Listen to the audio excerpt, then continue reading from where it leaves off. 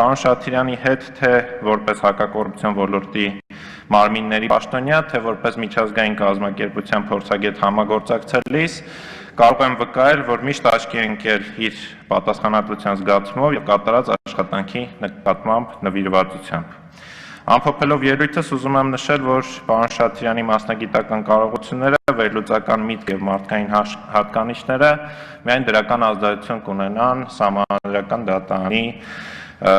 դատարանում վերջինիս գործունեության կապակցությամբ։ Առաջարկում եմ կողմ քվեարկել նրա տեխնայությունը, շնորհակալություն։ Տեխնայություն։ Հարցերի համար հերթագրում։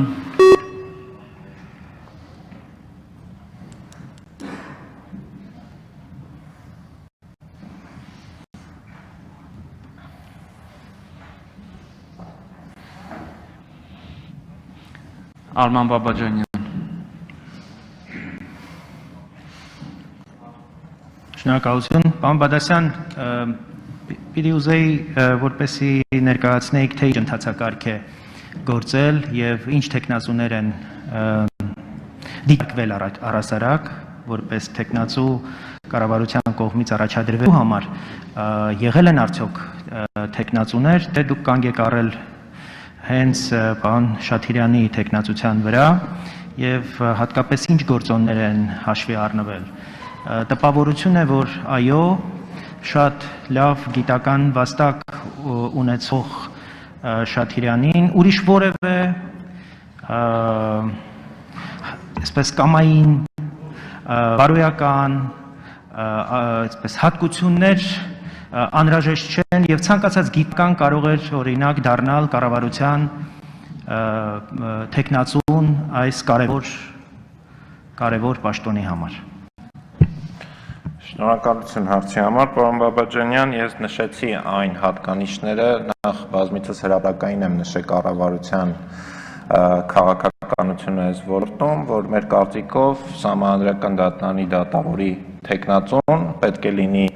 ապաքաղաքական եւ այս բառը ապաքաղաքական բազմաթիվ տանկալումներ եւ երկիմաց մեկնաբանություններ է առաջացրել, դա չի նշանակում պետք է ունեցած լինի ընդհանրապես քաղաքական դիրքորոշում կամ այսպես ասած ես քաղաքականությամբ չեմ զբաղվում, սկզբունքի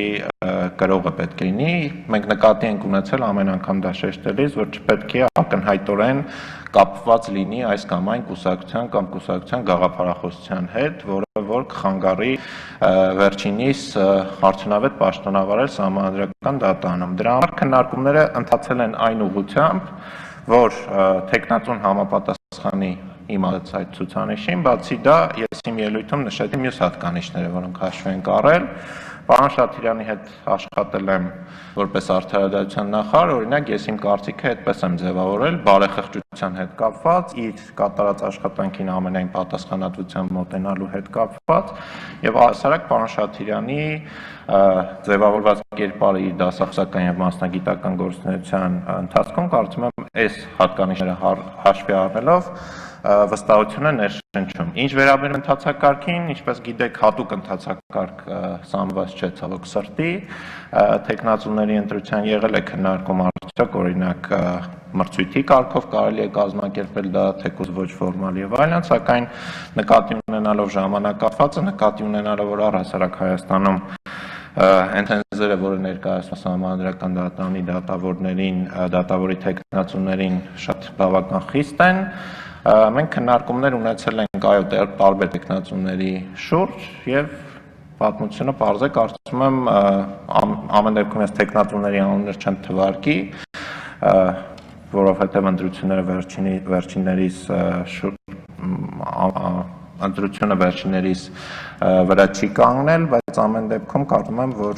սկզբունքները պարզ է, բացատրեցի, որոնք են եղել սկզբունքները, այդ շրջանակներում մենք կայացրել որոշում։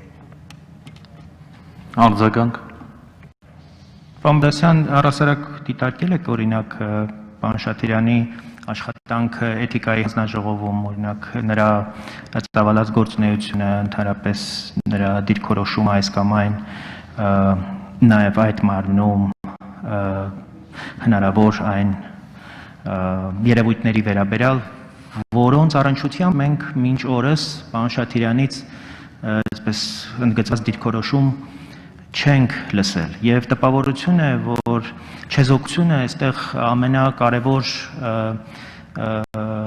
հատանիշն է վկայաբերվում, բայց մենք կարող է լրիվ այլ ծայրահեղության այսպես տիրույթ տեղափոխենք, չեզոքությունը դառնա այն բուտ գործիքը, որի համար հետո շատ թանկ վճարենք բոլորս։ Շնորհակալություն, կարծում եմ պարոն Շաթյանին հարց ուղղելու հնարավորություն կունենաք իր դիրքորոշումը հստակ կարտահայտի պարոն Շաթյան այդ մարմնի գործունեության հետ կապված, ես իմ դիրքորոշումը կարող եմ ասել,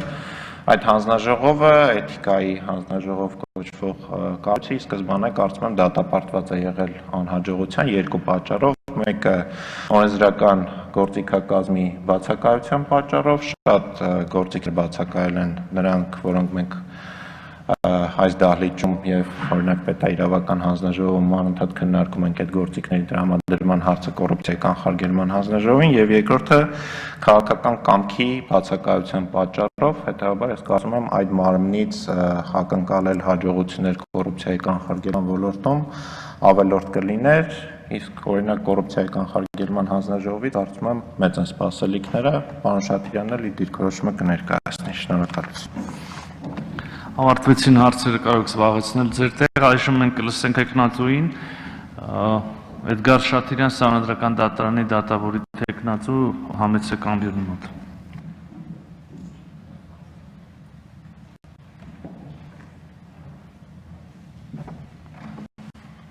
Նախ շնորհակալություն եմ հայտնում Արդարադատության նախարար պարոն Բադասյանին բարի խոսքերի համար, Ազգային ժողովի մեծարգո նախագահ, փոխնախագահներ, հարգելի պատգամավորներ, ներկաներ, քանի որ պարոն նախարարը արդեն իսկ բավարար մանրամասնությամբ ներկայացրեց կենսագրական տվյալներս, ժամանակ խնայելու նկատառումով հարկ չեմ համարում կենտրոնանալ այս հարցի վրա, ընթացքում եթե կլինեն հարցեր նաև այս առնչությամբ պատրաստակամ եմ պատասխանել։ Ինչ վերաբերում է սահմանադրական արդարադատության համակարգի վերաբերյալ բուն ելույթիս, տևական մտորումներից հետո որոշեցի շեշտադրում կատարել պայմանականորեն երկու ասպեկտների վրա, նկատի ունենալով նաև հարցի առնչությամբ արդի զարգացումների միտումները։ Ասպեկտ առաջին ներկայումս գործող երկու բարձրագույն դատականատյանների միավորման արդյունքներով ու նման հնարավորության պայմաններում մեկ միասնական բարձրագույն դատականատյանի ձևավորում կներկայացնեմ որոշ դիտարկումներ այս հարցի առնչությամբ։ Եվ երկրորդ ասպեկտը սահմանադրական արդարադատության գործող համակարգի բարելավում առանձին առումներով, մասնավորապես դատարանակազմական առումով։ Նախ նշեմ, որ սույն ելույթի շրջանակում ձեռնպահ կմնամ սահմանադրական արդարադատության, սահմանադրական վերահսկողության, իրավունքի գերակայության վերաբերյալ տեսափիլիսոփական ուղղվածություն ունեցող դատողություններ ներկայացնելուց եւ կաշխատեմ այսպես արտահայտվել հնարավորինս հանրամատչելի լեքսիկոնով, միաժամանակ հասկանալով, գիտակցելով ինձ այս պահին ընկնդրում է ոչ միայն մասնագիտական հանրությունը, այլև ընդհանրապես հանրության մի որոշակի զանգված, որպեսզի հստակ լինեն մոտեցումներս, դիրքորոշումներս այս կամ այն հարցի առնչությամբ։ Հիմա առարկական առավել։ Գիտենք, որ սահմանադրական բարեփոխումների մասնագիտական հանձնաժողովի գործունեության արդյունքներով վերջերս հավանության արժանացավ քվեարկության արդյունքում այն գաղափարը, որ պետք է մշակվի հայեցակարգային մոտեցում երկու բարձրագույն դատականատյանների, այսինքն Վճռաբեկ դատարանի եւ Սահմանադրական դատարանի միավորման արդյունքներով մեկ միասնական բարձրագույն դատականատյանի, պայմանականորեն ասած գերագույն դատարանի ձևավորման առնչությամբ։ Այս առնչությամբ իհարկե կդրսևորեմ զգուշավորություն եւ թերևս մյուս երկու թեկնածուները Սահմանադրական դատարանի դատավորի պարոն Խունդկարյանը եւ պարոն Վաղարշյանը միգուցե պատահաբար առավել հանգամանալից կամ ընդհանրապես չանդրադարձան այս հարցին, հասկանում եմ, որ այս պատասխանատու ամբիոնից այդ հարցի առնչությամբ միանշանակ գնահատականներ հնչեցնելը այս փուլում վաղաժամ է եւ ինչ որ առումով գուցե ռիսկային։ Այդուհանդերձ որոշ դիտարկումներ ներկայացնեմ։ Ընդհանուր առմամբ կամ սկզբունքորեն դեմ չեմ երկու բարձրագույն դատականատյանների ձևավորման գաղափարին Ինչու, որովհետև թեև մենք ունենք թե սահմանադրական արդարադատության գործող համակարգ, թե սահմանադրական դատարան, որպես սահմանադրական արդարադատություն իրականացնող մարմին, եւ վճռաբեկ դատարան, որպես օրենքների եւ այլ նորմատիվ իրավական ակտերի կիրառման միասնականությունն ապահովող դատարան, երկուսն են բարձրագույն դատականացիաներ։ Այո, արձանագրում եմ, որ երկուսն էլ փոքրիշատե կայացած կառույցներ են, բայց երկու ոլորտներում էլ պետք է փաստեն, որ գոյություն ունեն որոշակի հիմնախնդիրներ։ Այս խնդիրների լուծմանը կգնանք հատվածական կամ փուլային տարբերակով, մասնավորապես նախաձեռնելու սահմանադրական փոփոխություններ։ Մենք արդեն իսկ այս հարցի առնչությամբ համապատասխան նախադեպեր ունենք։ Նկատի ունեմ 2005 եւ առավելապես 2015 թվականի սահմանադրական փոփոխությունները։ Թե այնուամենայնիվ պետությունը նպատակահարմար կհամարի գնալ առավել արմատական ֆունդամենտալ լուծումների ճանապարհով, կարծում եմ դեռևս պետք է լրացուցիչ նաև մասնագիտական քննարկումներ ծավալվեն, բայց ինչու ոչ, կան առանձին խնդիրներ, որոնց լուծումը անշուշտ պահանջում է վիրահատական միջամտություն։ Իհարկե այս առումով առկա են բազմաթիվ ռիսկեր, եւ այս հարցի կոնտեքստում միասնական բարձրագույն դատականացիանի ձևավորման հետ կապված իհարկե պետք է ներկայացվեն հստակ, որոշակի եւ կանխատեսելի մոտեցումներ եւ բավականաչափ ծանրակշիռ փաստարկներ։ Ես լսել եմ սահմանադրական բարեփոխումների մասնագիտական հանձնաժողովի այս գաղափարին թե կողմ արտահայտվողների դիրքորոշումը, թե ընդդիմախոսների, իմ դիրքորոշումը հարցի առնչությամբ հետեւյալն է։ Արդեն ասեցի, ընդհանուր գծերով դեմ չեմ։ Ինչու դեմ չեմ։ Որովհետև ես չգիտեմ զարգացումները ինչ ուղղությամբ կգնան, հասկանալի է, որ հայեցակարգային մոտեցումները այս պահին հրապարակայնացված չեն։ Եվ քանի դեռ չկան կոնկրետ մոտեցումներ, դրանց ընդունելիության վերաբերյալ դատողությունները այս պահին կարող է լինել, այսպես ասած, վերացական։ Բայց արդարադատության, կանխատեսելիության եւ արդյունավետության ապահովման առումով, ինչու ոչ նաեւ մարդու հիմնական իրավունքների եւ ազատությունների պաշտպանության կոնտեքստում գործերի ողջամիտ ժամկետում քննությունն ապահովելու առումով, միգուցե եւ հնարավոր լինի առկա հիմնախնդիրներին, որոնք բավականաչափ լուրջ են, լուծում տալ։ Սա ընդհանուր առմամբ պայմանականորեն ասեմ գերագույն դատարանի ձևավորման հարցի առնչությամբ, իհարկե հարցի կոնտեքստում կան մի շարք հարցադրումներ, ես հասկանում եմ, որ այս պահին իմ կարգավիճակն այնպիսին է, որ հարցադրումներ ինձ պետք է ուղղվեն եւ թերևս այդպես էլ կլինի, բայց ես կփորձեմ որոշ հարցադրումներ վերաբերելի ձևակերպել դիտարկների տեսքով եւ այնուամենայնիվ օգտագործելով առիթը բարձրաձայնել այդ մասին։ Նախ այս հարցի կոնտեքստում առաջ է գալիս հետևյալ հարցը. եթե այնուամենայնիվ գնում ենք, այսպես ասած, դասական ամերիկյան մոդելով գերագույն դատարանի ձևավորման, կամ եթե անգամ գնում ենք հիբրիդ մոդելի ձևավորման ուղով, հասկանալի է եւ գաղտնիք չէ, որ հատկապես 2015 թվականի սահմանադրական փոփոխությունների արդյունքներով սահմանադրական եւ դրանցից բխող մի շարք իրավակարգավորումներ փոխառնված են գերմանական իրավունքից։ Եվ այս ասպեկտով հետևյալ հարցադրումն է առաջ գալիս. արդյոք հնարավոր է առնվազն սահմանադրական մակարդակում ամերիկյան եւ գերմանական, այսպես ասած, ինստիտուտներից կամ իրավունքից փոխառնված դրույթների ներդաշնակ գործունեությունը։ Թե այնուամենայնիվ հարցին պետք է դրսևորվի առավել համակարգային մոտեցում այն առումով, որ միգուցեև քննարկման առարկա դառնա կառավարման գործող ձևի վերանայման նպատակահարմարության հարցը։ Ինչու եմ ես սա կարևորում, առաջին հայացքից քննարկվող հիմնախնդրի հետ սա առանձնապես աղերսներ չունի, բայց եթե հարցին մոտենանք համակարգային առումով, ուղղակիորեն առնչվում է։ Ինչու, որովհետև սահմանադրական դատարանի առաքելությունն է հենց իրավունքի գերակայության ապահովումը։ Եվ այս կոնտեքստում առանցքային բաղադրիչներից մեկը իշխանությունների բաժանման եւ հավասարակշռման սահմանադրական հաշվեկշռի ապահովումն է։ Հիմա որքանով են այսօրվա իրողությունների պայմաններում իշխանությունների բաժանման սահմանադրական հաշվեկշիռը արդյունավետ եւ գործուն, կարծում եմ սա եւս կարող է դառնալ լրացուցիչ քննարկման առարկա առաջիկայում նախատեսվող սահմանադրական փոփոխությունների կոնտեքստում։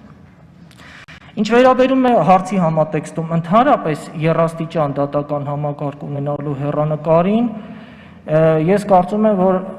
այս համակարգի պահպանման նպատակահարմարության հարցը եւս պետք է դառնա քննարկման առարկա։ Գաղտնիք չէ, որ այսօր քննիչ դատարանները գործերը քննության են առնում վճռաբեկության կարգով։ Եվ այս առումով միգուցե այնուամենայնիվ անցում կատարենք երկաստիճան դատական համակարգի, ձևավորենք մեկ միասնական բարձրագույն դատականատյան, որ իրականացնի առավելապես սահմանադրական արդարադատություն եւ միայն առանձին դեպքերում քննության կառնի վերաքննիչ դատարանների ակտերը։ Ինչու ոչ, սա եւս կարելի է դարձնել քննարկման առարկա։ Ինչ վերաբերում է սահմանադրական արդարադատության գործող համակարգին, անկեղծ ասած նախորդ երկու տեխնացուները մասամբ կատարեցին այն շեշտադրումները, որոնց մասին ցանկանում էի բարձրաձայնել եւ չցանկանալով կրկնվել, մի քանի, այսպես ասած, նոր գաղափարներ հնչեցնեմ, իհարկե պայմանականորեն նոր, որովհետեւ այնպես չէ, որ երկնքից աստղեր եմ իջեցնելու կամ ինչ-որ սենսացիոն բաներ եմ ասելու։ Այդուհանդերձ դատարանակազմության ասպեկտով մենք այսօր ունենք բավական լուրջ խնդիրներ, որոնք պահանջում են հրատապ լուծում։ Խոսքս մասնավորապես վերաբերում է սահմանադրական դատարանի դատավորների, թեկնածուների առաջադրման ընթացակարգերին։ Այո, պարոն Բաբաջանյանը, ես կարծում եմ պատահաբար չհնչեցրեց այս հարցը, այն խիստ ակտուալ է, ինչու, որովհետև մենք իհարկե 2015 թվականի սահմանադրական փոփոխություններով որոշակիորեն կամ բավական լուրջ վերանայման ենթարկվեց դատավորների, թեկնածուների առաջադրման եւ ընտրությանն առնչվող կանոնակարգումները։ Նախկինում գիտենք, որ առաջադրողները 2 խումբ սուբյեկտներ էին, հիմա 3 խումբ սուբյեկտներ։ Այդուհանդերձ սրանով մեծ հաշվով, եթե անկեղծ լինեմ, ըստիս խնդրին լուծում չտրվեց, նաև դատարանի եւ դատավորների անկախության երաշխիքների ապահովման առումով, որովհետեւ առաջադրող 3 սուբյեկտներն էլ դատավորների ընդհանուր ժողով, կառավարություն եւ նախագահ այս հարցում ըստ էության ունեն բացարձակ հայեցողություն։ Ինչու բացարձակ, որովհետեւ ոչ սահմանադրական, ոչ էլ առնվազն սահմանադրական օրենքի մակարդակում ամրագրված չեն հստակ իրավական ընթացակարգեր եւ կառուցակարգեր, ինչպես պետք է տեղի ունենա թեկնածուների ֆիլտրացիան։ Այս դեպքում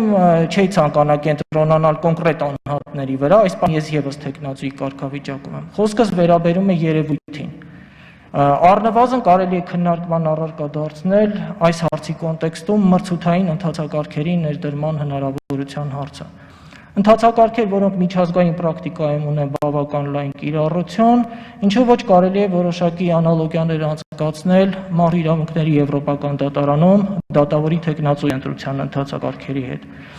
Իսկ թե ոչ մի շատ պարզ զոհեր անցկացնեմ պայմանականորեն քվազիդատական մարմնի, նկատեմ կոռուպցիայի կանխարգելման հանձնաժողովը, կազմավորման process-ի հետ կապված։ Գիտենք, որ օրենքի սկզբնական տարբերակով 17 թվականին ընդունված նախատեսվում էր, որ այս մարմնի անդամները պետք է ընտրվեն մրցութային որոշակի ընթացակարգերով։ Այնուհետև այս դրույթներն ուժը կորցրաճանաչվեցին, ինչից հետո, եթե հիշողությունս չի դավաճանում, սույն թվականին օրենսդրական փոփոխությունների արդյունքում կրկին ներդրվեցին մրցութային որոշակի ընթացակարգեր, որոնք այս պահին գործնականում առայժմ իրացված չեն։ Այսինքն, եթե անգամ այս մարմնի, ես հասկանում եմ, որ սա սպეციფიկ մարմին է, բայց եթե պայմանականորեն այն դիտարկենք որպես քվազիդատական մարմին, եթե անգամ այս պարագայում նախատեսում ենք մրցութային ընթացակարգեր, որոնք չափազանց կարևոր են նաև գործընթացի թափանցիկության եւ ամբողջ process-ի նկատմամբ հանրային վստահության կամ ձևավորման կամ առնվազն դրա մակարդակի բարձրացման առումով, ես կարծում եմ միանշանակորեն պետությունը կշահի եւ սա լրացուցիչ ազդակ կամ երաշխիք կհանդիսանա թե դատարանի, թե դատավորների անկախության համար։ Խնդրին վերաբերելի մեկ ուրիշ հարցադրում, միգուցե եւ ածանցյալ։ Տեսեք, սահմանադրական մակարդակում որպես սահմանադրական դատարանի դատավորին ներկայացվող պահանջ, ի թիվս այլ պահանջների, ներկայացված է առնվազն 15 տարվա մասնագիտական աշխատանքային փորձ ունենալու պահանջը։ Սրա հետ մեկտեղ բարձր մասնագիտական որակներ ունենալու պահանջը։ Այս առումով եւս որևէ իրավական ակտով չկան հստակ չափորոշիչներ, թե ինչպես են որոշվում բարձր մասնագիտական որակները։ Իսկ մասնագիտական ստաժի առումով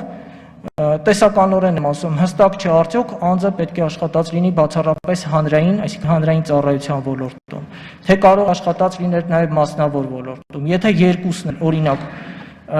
ես մասնավոր ոլորտում, այսինչ կազմակերպությունում աշխատել եմ որպես իրավաբան, արդյոք սա բավարար է սահմանադրական դատարանի դատավորի թեկնածուին հավակնելու համար, թեկնածուի պաշտոնին հավակնելու համար, կամ դատավորի պաշտոնին ներողություն։ Եվ այս խնդրի հետ կապված հաջորդ կարևոր խնդիրը, որը ըստ իս եւս ոչ պակաս կարևոր է եւ արժե այդ մասին բարձրաձայնել, միգուցե թեկնածուների առաջադրման գործընթացում քննարկման առարկա դառնա նաեւ, այսպես ասած, սեռային կամ գենդերային հավասարության ապահովման հարցը։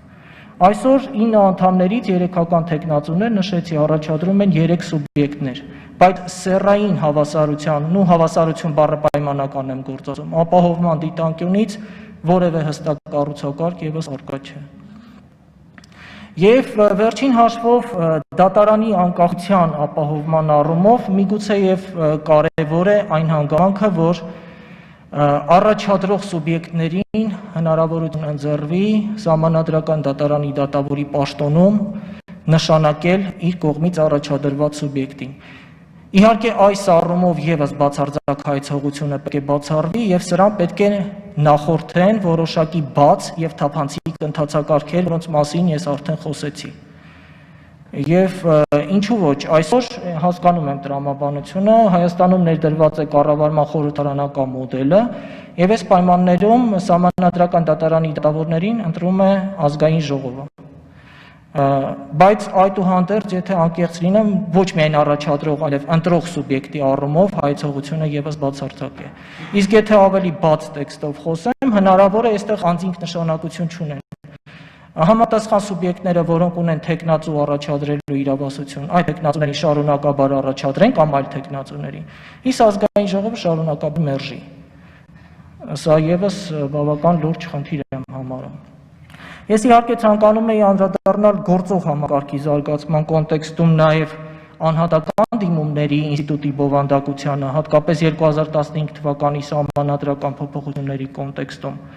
Մենք գիտենք, որ այս ինստիտուտը բովանդակային առումով ենթարկվել որոշակի վերանայման, եւ ինչու ես սա չափազանց կարևորեցի, որովհետեւ եթե նախկինում անձը պետք է սպառեր բոլոր դատականատյանները, պետք է արկա լիներ վերջնական դատական ակտ եւ վիճարկեր իր նկատմամբ կիրառված բացառապես օրենքի համապատասխանությունը սահմանադրությանը։ Այսօր իրողությունները 2018 թվականի ապրիլի 9-ից սկսած, երբ ուժի մեջ մտավ սահմանադրության 7-րդ գլուխը, մի փոքր այլ են։ Ինչու են այլ, որովհետեւ այսօր անձը ի թիվս այլ պահանջների սահմանադրական մակարդակում ամրագրված կարող է սահմանադրական դատարանում վիճարկել դատական ակտով իր նկատմամբ կիրառված ոչ թե օրենքի, այլ նորմատիվ իրավական ակտի սահմանադրականությունը։ Ընդ որում ոչ թե ապրիորի վերացական վիճարկել նմանատիպ ցանկացած ակտի սահմանադրականություն, այլ պայմանով, եթե դա հանգեցրել է առնվազն առերևույթ սահմանադրությամբ ամրագրված իր հիմնական իրավունքների եւ ազատությունների խախտմանը։ Եվ միաժամանակ այս ասպեկտով պետք է հաշվի առնվի նաև այդ նորմին իրավակիրառ պրակտիկայում տրված մեկնաբանությունը։ Ինչի ես այս հարցին անդրադարձա, ուսումնասիրելով վերջին 2 տարիների 18-19 թվականների կտրված կողմը մի փոքր ավել, սահմանադրական դատարանի հաղորդումները, թե քանի անհատական դիմումի հետ կապված են ըստ էության որոշումներ կայացվել եւ այդ որոշումների կատարման վիճակի հետ կապված վիճակագրությանը ծանոթանալով, կարծում եմ, թող, չգիտեմ, կտրուկ չհնչի, բայց այս առումով եւս իրավիճակը առանձնապես մխիթարական չէ։ Շարունակ բարձրաձայնում ենք սահմանադրական դատարանի որոշումների կատարման վիճակի հետ կապված հարցը եւ արդարացիորեն ենք բարձրաձայնում, որովհետեւ գործող համակարգի թերությունից մեկն էլ հենց սա է։ Բայց կարծում եմ այս հարցի լուծումը պետք է փնտրել ոչ թե սահմանադրական կամ ոչ միայն ավելի ստույգ, ոչ միայն սահմանադրական եւ օրենսդրական մակարդակում, այլև համապատասխան սահմանադրական, քաղաքական եւ իրավական մշակույթի արմատավորման հետ կապված հարցի համատեքստ։ Եվ միգուցե եւ պատահական չէ, որ սահմանադրական բարեփոխումների մասնագիտական հանձնաժողովի վերջին նիստում, սա պաշտոնական հաղորդագրությունից եմ մեջբերում կատարում։ Քննարկման առարկա է դարձել հենց հանրային իշխանության մարմինների միջև փոխադարձ հարգանքի եւ փոխգործակցության կոնցեպտի հարցը։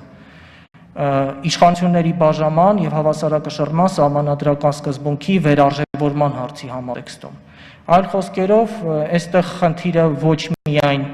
իշխանության ավանդական 3 թևերի օրենսդիր գործադիր դատական միմյանց հակակշռելն է եւ այսպես ասած պայմանականորեն վերահսկելը, այլև ինչը ոչ պակաս կարևոր է նրանց փոխհամագործակցությունը եւ միմյանց նկատմամբ փոխադարձ հարգանքը։ Ես իհարկե, եթե անկեղծ լինեմ, վստահ չեմ, որ այս սկզբունքի սահմանադրական մակարդակում ամրագրմամբ իմ կողմից քիչ առաջ հիշատակված հարցին ամբողջական լուծում կտրվի, այդուհանդերձ կարծում այն որոշակիորեն կնպաստի համապատասխան մշակույթի արմատավորմանը, դրա ձևավորմանը։ Ընդհանուր գծերով այսքանը, եթե հարցեր կան, պատրաստական եմ պատասխանել դրանց։ Շատ լավ, այժմ մենք հերթագրվենք հարցերի համար, իսկ արդեն բուն հարց ու պատասխան, եթե հարցեր լինեն ընդմիջումից հետո հարցերի համար հերթագրում։